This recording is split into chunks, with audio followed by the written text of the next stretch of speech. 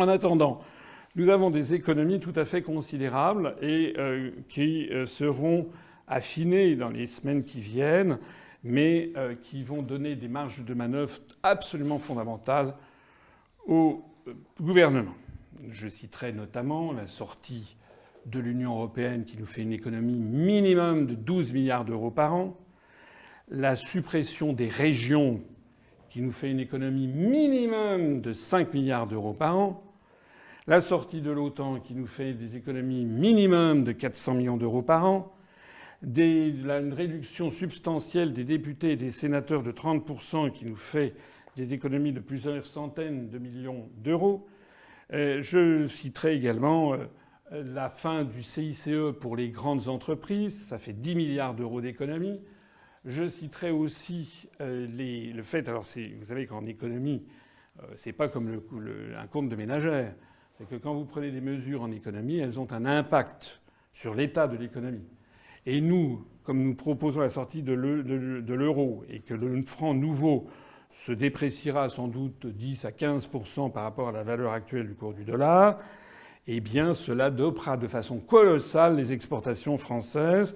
Et si je reprends l'étude qui avait été faite il y a déjà quelques années par Jacques Sapir et Philippe Murer, nous anticipons la création en 2 ou 3 ans facilement de plus d'1 million d'emplois.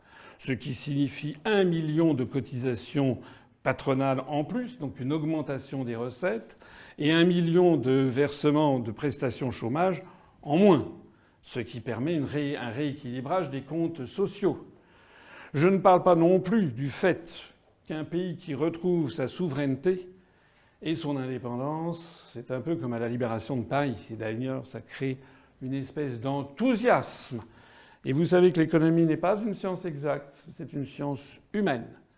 Lorsque, par exemple, les Suédois, le 14 septembre 2003, lors d'un référendum, ont refusé d'entrer dans l'euro, on leur avait dit, on leur avait promis l'apocalypse. En fait, tout le monde avait dit la couronne suédoise va s'effondrer. Ben non. Le lendemain, la couronne suédoise montait sur les marchés financiers internationaux.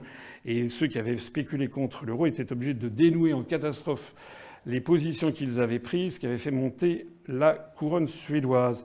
Et en fait, on a assisté à une très bonne tenue de l'économie suédoise, qui est un pays de 9 millions d'habitants et qui a sa monnaie et qui se porte finalement mieux que les autres pays de l'Union européenne en moyenne, en tout cas mieux que la France. Pareil d'ailleurs pour le Royaume-Uni. Je rappelle quand même qu'on nous explique que le Brexit serait une catastrophe, mais rappelez-vous ce qu'on nous avait dit. On nous avait dit que on verrait des centaines de milliers de gens de la City traverser la Manche comme ça, égarés. Monsieur Macron avait dit qu'il allait mettre le tapis rouge. En fait, qu'est-ce qui s'est passé ? Il s'est passé que les Britanniques, qui attendaient 4 millions de demandes de régularisation pour des étrangers vivant sur place, de visa à long terme, en ont enregistré 6 millions. On constate que les migrants ne veulent pas fuir le Royaume-Uni, ils veulent y aller. On constate que le taux de croissance au Royaume-Uni est nettement supérieur au taux de croissance français. Et l'on constate que le chômage est de 4,6%, je parle des chômeurs de catégorie A, au sens du Bureau international du travail, quand nous en sommes à 8%. Alors, ces économies considérables sont une chose, et pour le programme, il est structuré avec 27 plus une proposition. Évidemment, un petit clin d'œil pour ceux qui se rappellent qu'il y avait 28 États dans l'Union européenne et qu'il n'y en a plus que 27.